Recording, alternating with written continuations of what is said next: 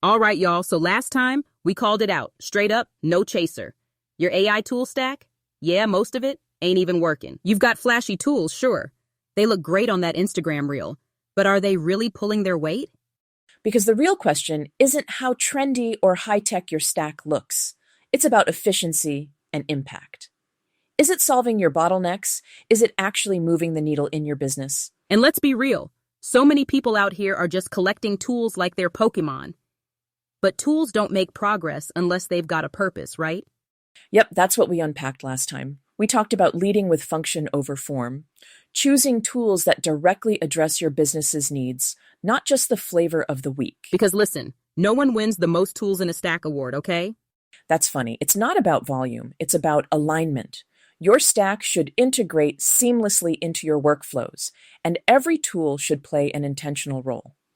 Otherwise, it's clutter, not strategy. Clutter, that's the word. And clutter is a straight-up business killer. I mean, if your tools aren't solving problems, they're just adding noise. Yes, and that's a crucial realization. Because without that clarity, you're not just burning money, you're burning time and opportunity. Clutter, clutter, clutter.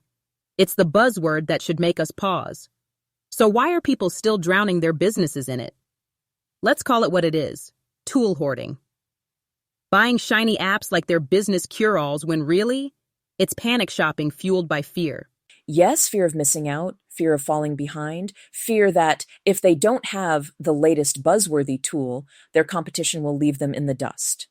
And it's understandable. Sometimes it's not even your fault. These app dev companies keep pumping out app after app after app, and everyone wants to test them out. Take Manus, for example. They debuted 2 months ago and have already introduced 5 major new upgrades. Every time a new upgrade drops, people just have to get the tool. But it's not smart. Right, it's not strategic. Look, I see it all the time. Business owners who buy first and plan later. But here's the problem. Without clarity on your specific bottlenecks, those tools just become distractions. Like, it's wild. You're out here thinking, oh, this CRM is going to transform my sales process, but you've barely got leads to organize in the first place. Start with the bottleneck, not the wish list. Focus on the core problems you need to solve right now. Ask yourself, what's the pain point? Where is the workflow breaking down? Then, and only then, look for solutions that directly address those challenges. Look, y'all, tools with no purpose are just, placeholders. You're draining your bank account, your focus, and your bandwidth for no reason. And here's something else. It's not about how cool or cutting edge the tools are. It's about function. If it doesn't integrate seamlessly into your current workflow or actually make your life easier, it's just added chaos. Right. You're just layering noise on top of noise. Stop the madness. And that's the trap. Instead of empowering you, this fear-driven buying cycle drains your resources and leaves you with a stack that's bloated and inefficient.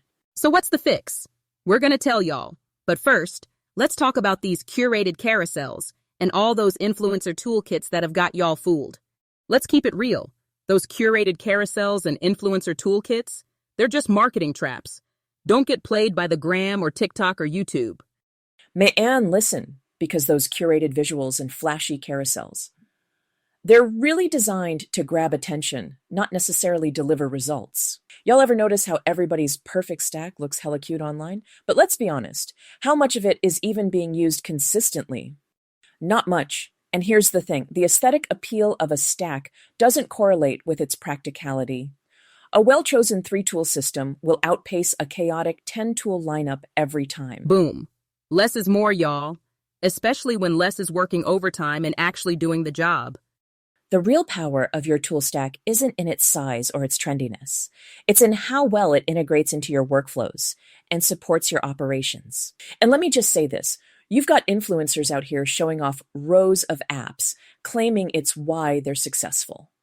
But ask them how much they're actually using, or better yet, ask if all their employees even know how to use them. What you're probably looking at is a money grab using affiliate links. It's about consistent usage, training, and alignment with the business's objectives. If a tool just sits idle on your dashboard, it's not an investment, it's a sunk cost. A waste of money.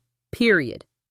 And listen, y'all, I'm not saying don't flex your tools, but make sure they're earning their spot in the lineup, not just looking good in a screenshot. Every tool in your arsenal should bring an ROI, plain and simple. The true measure of effectiveness is in the results, not the aesthetics. And that starts with knowing your needs, what's slow, repetitive, or falling through the cracks. So let's talk fixes. You want to make your tool stack work for you? Start by looking for those cracks. What's slowing you down? What's repetitive? And what's making you want to throw your laptop out the window? Because identifying those bottlenecks is the foundation for building a strategic stack. Let's talk specifics. Look at your workflows and ask yourself, where are the delays? Where are things getting stuck or duplicated unnecessarily? And don't forget the human side of it. Ask your team, what's making you avoid this software like the plague? 9 times out of 10, the answer will show you where the bottleneck lives. And sometimes the issue isn't the tool itself, it's the process around it. Maybe you don't have automation set up properly, or the tool isn't configured to match your workflow. Or worse, it's that tool that everybody thought was going to save the day, but now it's just sitting there, chilling on your dashboard, collecting dust. That's why you need to think critically here. Don't just blame the software. Look deeper. Where are your team members running into roadblocks? What processes feel clunky or inefficient? And this next part? It's super important. Stop tolerating pain points. If something's making your life, or your team's life, harder, you gotta address it, period. Yes, because productivity loss doesn't happen overnight. It's subtle. It builds slowly over weeks and months. But when you eliminate those bottlenecks, you'll see dramatic improvements in efficiency, automation, and team morale. Oh, absolutely. Y'all listen, you don't need a bigger tool stack. You need tools that actually fix what's breaking down. Find the bottlenecks first, and then go hunting for the solution, not the other way around. And that's the mindset shift. Focus on solving problems, not stacking tools. Because like we've said, more features don't mean a better tool. So, building on that mindset shift we just talked about, let me say this for those in the back. The number of features doesn't mean jack if they're not the ones tackling your actual bottlenecks. A tool could promise 100 different functionalities, but if you're only using 2 of them because the others don't align with your processes, then it's not serving your business. It's just overcomplicating things. And y'all know the type of tool I'm talking about. It does 15 things, none of them well, and now you're stuck trying to troubleshoot stuff you didn't even ask for in the first place. It's function over features every time. Ask yourself, does this tool solve the problem I'm trying to fix? Can it integrate smoothly with what I already use? If the answer's no, that's a huge red flag. Oh, and don't even get me started on those tools that launch with a shiny new feature every 3 months, just to stay relevant. It's a distraction, y'all, not an evolution. Yes, because innovation should enhance usability, not complicate it. Features for the sake of marketing hype? Not helpful. What matters is whether the tool increases your efficiency, simplifies workflows, or frees up your time. Period. If it's not making your processes smoother, it's honestly just clogging the system. Like, who needs a tool that can write code in 16 languages if all you're doing is turning in client reports? The obsession with feature-packed tools often blinds people to simpler, more effective options. Sometimes, a basic, well-integrated tool that does one thing exceptionally well is all your team needs. Simplify, simplify, simplify. Y'all don't need a Swiss Army knife if all you're trying to do is cut one clean line. Pick the tool that matches the job.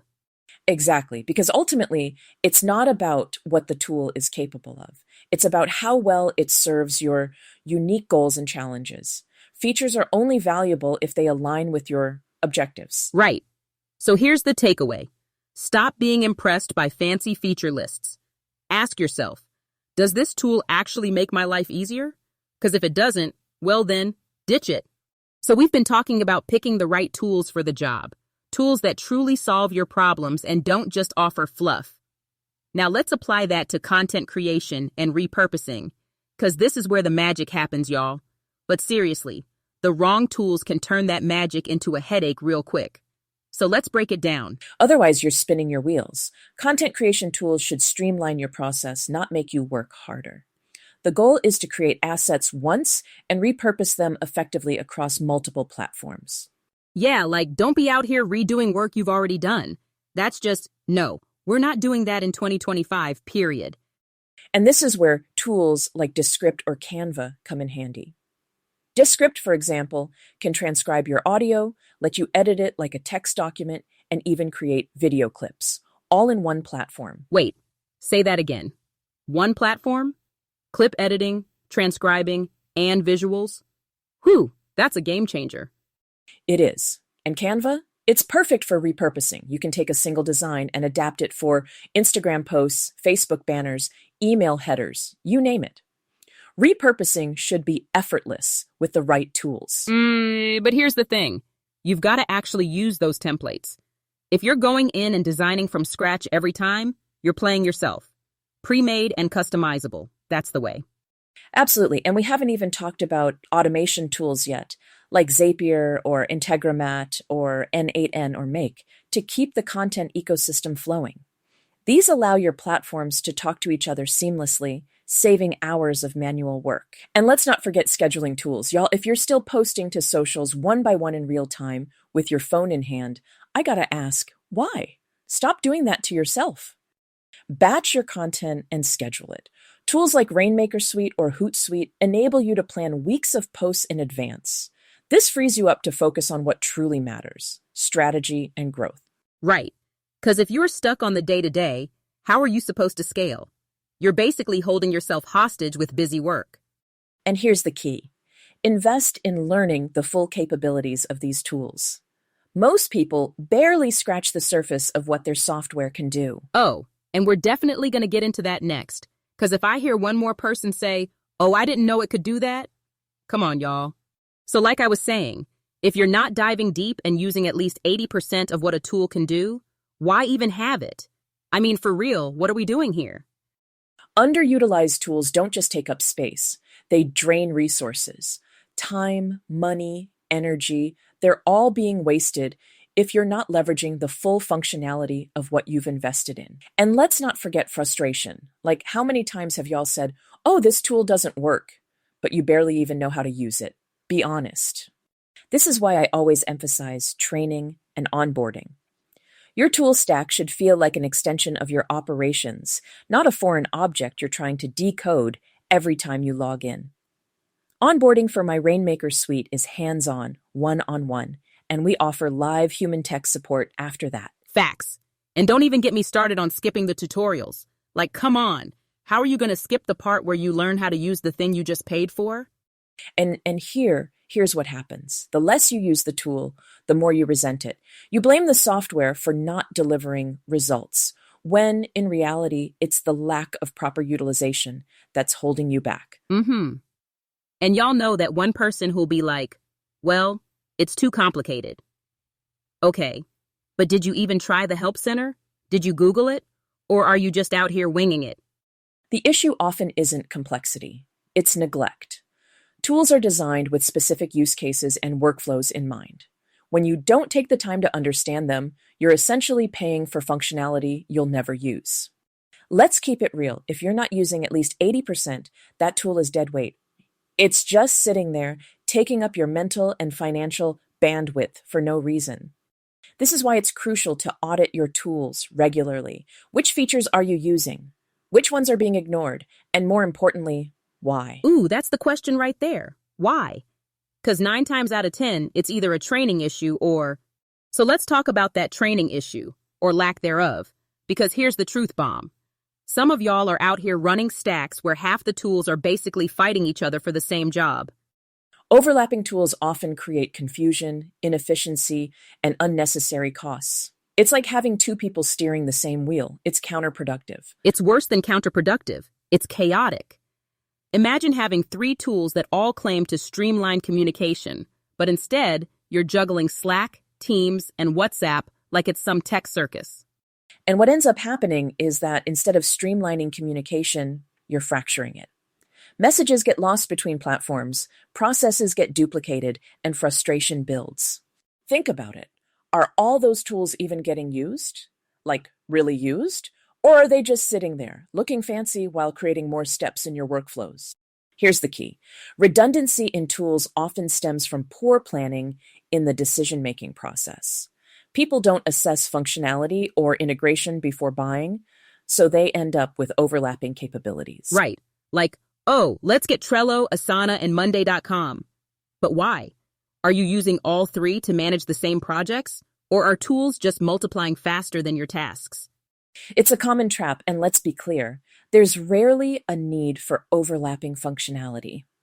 If two tools do the same thing, pick one and make sure it fits seamlessly into your overarching strategy. Listen, y'all, one tool done right beats 5 tools barely working any day. So, start asking yourself, is this streamlining my process, or is it just taking up space? Overlapping tools don't just waste money, they waste time. Time spent switching between platforms, duplicating data entries, or troubleshooting integration issues is time stolen from productive work. And let me add this. If your team can't even figure out which tool to log into first, guess what? Your stack has become part of the problem, not the solution. Yes, you need clarity, efficiency, and alignment in every piece of your tech ecosystem. Without that, overlapping tools create bottlenecks instead of removing them. And we're about to get into the real question. Does your stack actually make things easier, or does it actually reduce friction, or does it just feel like it might? Let's dig into that. That's the right place to start. Ask yourself, does it make the process smoother? Does it eliminate repetitive tasks or excessive manual effort? If it's not cutting down on something annoying or, borderline painful, then why is it even on the table? A good tool should feel like it's removing barriers, not adding more steps. And while you're at it, look beyond the immediate, cool factor. Is it saving you time in a measurable way? Because let's be real, y'all don't need cool. You need results. Saving 5 hours a week? Now that's cool. Absolutely, and it's not just about time either. Results matter. Is this tool improving your outcomes? Are the tasks getting done faster? Is the quality higher? Or, and I gotta say this, is it just making things look busy for the sake of looking busy? Because some of y'all are masters at that. No shade, just facts. It's true, and here's the thing. When you evaluate tools through the lens of friction, time, and results, it's easier to identify which ones are worth the investment and which ones are just distractions. Right. So next time you're looking at that shiny new platform promising you the world, stop and ask 3 questions. Does it reduce friction? Save time? Improve results? And if the answer to any of those is no, or even I'm not sure, and then you know what you need to do. All right, y'all. We've been breaking down how to spot tools that reduce friction, save time, and improve results. Now let me ask this. What kind of tools does someone like Dr. Kim keep in their bag? That's right. It's time to open up the vault. These are my go-to tools, the ones pulling their weight every single day in my business. Oh, the VIP list. Spill it, Doc. What we working with? First up, my Rainmaker Suite, which is a CRM, sales and marketing automation powerhouse that streamlines my entire client management process, from onboarding to email campaigns. You can also offer free and paid classes, coaching sessions, private communities, and so much more. Oh, wow. The Rainmaker Suite sounds like a serious game changer. That's not just automation. That's infrastructure. I love that it handles everything from client onboarding to email campaigns and offers built-in ways to monetize through classes and communities. That kind of centralization? It's exactly what most business owners are missing. Absolutely. Then there's Canva. It's my design wizard. From social media graphics to client proposals, it gives me professional-level results without having to hire a full-time designer. Listen, y'all, if Canva's not in your stack yet, what are you even doing? It's basically the MVP of visual branding. Now, let me walk you through the rest of my AI stack. Because honestly, it's simple, strategic, and built to run lean. I'm not out here using 30 different platforms. I've curated the tools that actually move the needle in my business, and nothing else. So here's what I use and why.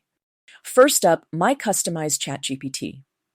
This isn't just the off-the-shelf version. I've trained it to think and talk in my brand voice, using my frameworks, my tone, and even my language patterns. It acts like a digital business brain, helping me write content, brainstorm strategy, and even run parts of my back-end operations. It's like having an executive assistant that never sleeps.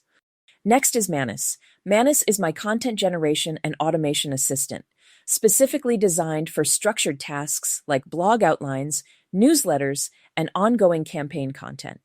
It works beautifully when I want AI support with structure, not just brainstorming. Think of it like your editorial calendar's best friend. Then there's Hedra, and this one is low-key magical. Hedra is my AI-powered graphics and animation tool. And let me tell you, it's not just about pretty pictures. This thing is a creative beast. It generates branded graphics, yes, but it also creates gorgeous animations and visual assets that feel high-end without me having to hire a motion designer or spend hours in editing software. And you know those adorable animated talking baby videos you've seen floating around the internet? Hedra is the engine behind a lot of that. It brings characters to life, syncs voice to animation, and makes content move, literally. I use it for creating animated promos, social media visuals that stop the scroll-branded storytelling with movement and flair.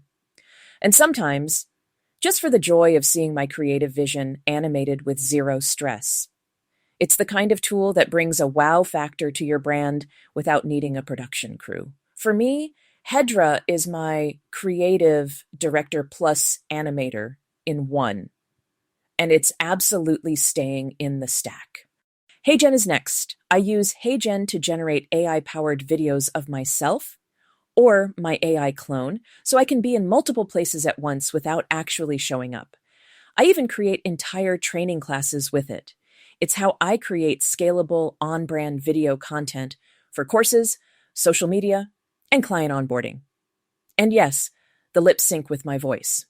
Suno is for music creation. I use it to generate background tracks and branded audio clips for podcasts, promos, and course intros.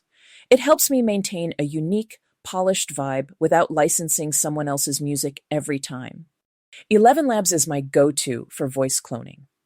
With 11 Labs, I've created AI versions of my voice that I can use to narrate videos, podcasts, and even audiobooks, all without having to sit in front of a mic. It's like creating a vocal twin that can speak anytime, anywhere, on brand. And finally, Runway. This is my secret weapon for video editing, motion graphics, and visual storytelling. I use it to level up everything from reels to brand videos to cinematic content. And the AI tools inside are powerful. I can remove backgrounds, add effects, and even generate visuals that match my scripts. It's next-level content creation. Whew. Okay, that's not just a stack. That's a system, and a smart one at that. What I love is how intentional it is. Every tool has a job, no overlap, no wasted motion. You've covered every major business function without the bloat. Customized ChatGPT gives you brand-aligned consistency and strategic thinking. Manus isn't just structuring content. It's your research agent, pulling insights and building intelligent long-form assets. Hedra? Oh, Hedra is your creative director and animator. It's not just doing graphics, it's generating stunning visuals, animations, and even powering those adorable talking AI baby videos. That's next-level content that moves, literally. HeyGen and 11 Labs let you show up on video and in voice without ever pressing record. And Runway and Suno bring the cinematic and audio magic that gives your brand polish and presence. What you've built is more than a tool stack. It's a brand-aligned presence engine. Everything works together. Everything supports the bigger vision. This is what more entrepreneurs need to see. It's not about collecting tools. It's about building infrastructure that works with you, not against you. That's high-level CEO energy, executed with precision. I'm obsessed. So, when it comes to automation, I've got that locked down with two tools, Make and my Rainmaker suite. Rainmaker handles all the internal automation around my sales, marketing, and client journey, from lead capture and nurturing to appointment scheduling and follow-ups. It's the command center for how I bring people into the business and keep them engaged. But when I need more flexibility, like connecting different tools, triggering custom workflows, or setting up advanced backend logic. I use make. It gives me the power to design exactly how I want things to move behind the scenes. And the best part, I'm not stuck inside rigid templates. I build automations that fit me. Now, for content repurposing, especially with video and audio, I bring in Descript. I don't use it every day, but when I do, it's a powerhouse. I can take a long-form video and slice it into multiple clips, pull quotes for social, generate transcripts, or even strip out audio for podcast snippets. It's like having a little content studio in my back pocket. So between Rainmaker, Make, and Descript, I've got automation, operations, and content execution running like a well-oiled machine. And that's what I want y'all to understand. It's not about stacking more tools. It's about picking the ones that actually work for your business and making them work together. That's how you scale without chaos. See, this is what I love about your approach. It's not just about having tools. It's about engineering a system that fits your business like a glove. Rainmaker handles the heavy lifting on the front end, nurturing leads, managing clients, automating the customer journey. Then, Make picks up the baton with back-end flexibility, letting you connect and customize literally everything. That's what real operational power looks like. And bringing in Descript for content repurposing? That's a masterstroke. So many business owners are sitting on gold, hours of video, podcast clips, interviews, and they're not maximizing any of it. You've turned content into a multi-channel asset that keeps working long after it's created. What you've built isn't just a stack, it's an ecosystem. Everything has a purpose, everything flows, and nothing's doing extra just to look impressive. That's what makes it sustainable. That's what makes it scale. That's the full stack. Clean, intentional, no extra fluff. Every tool has a role. Every tool earns its place. Because in my business, if the tool doesn't serve a clear function, it doesn't stay in the stack. None of these tools are just sitting in my stack for show. They're all solving very specific challenges in my business. They integrate, they automate, and they boost my efficiency, which ultimately drives results. Y'all hear that? Integration, automation, and results. That's the holy trinity right there. It really is. So here's my challenge for anyone listening. Take a hard look at your stack. Are your tools delivering results, or are they just taking up space? Be critical, be intentional, and don't be afraid to let go of what's not serving you. Yes, it's 2025. Time to level up, not clutter up. Audit that stack, y'all. That's a wrap for this episode. We broke it all the way down today. How to build a custom AI tool stack that actually fits your business. What to look for when choosing tools. How to use the 80% rule to maximize your ROI. And why less but smarter is the new power play. You even got the inside look at Dr. Kim's personal stack. What's in, what's out, and what's earning its keep every day inside my business. But our next episode, we're flipping the script. Most definitely flipping the script. In our next episode, we're heading into territory most people think AI can't touch.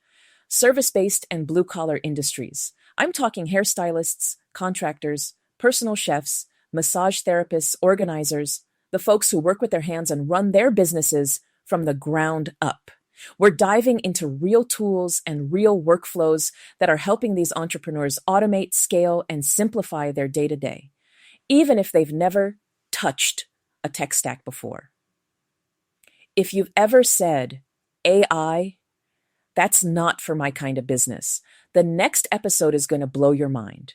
Until then, stay focused, stay sharp, and remember, you don't need more tools, you just need the right ones. Absolutely. So, to everyone listening, keep, kill, or upgrade. That's your homework. And remember, it's not about having the most tools, it's about having the right ones. With that, we're out. Take care, everyone, and we'll see you next time on The AI-Powered Entrepreneur.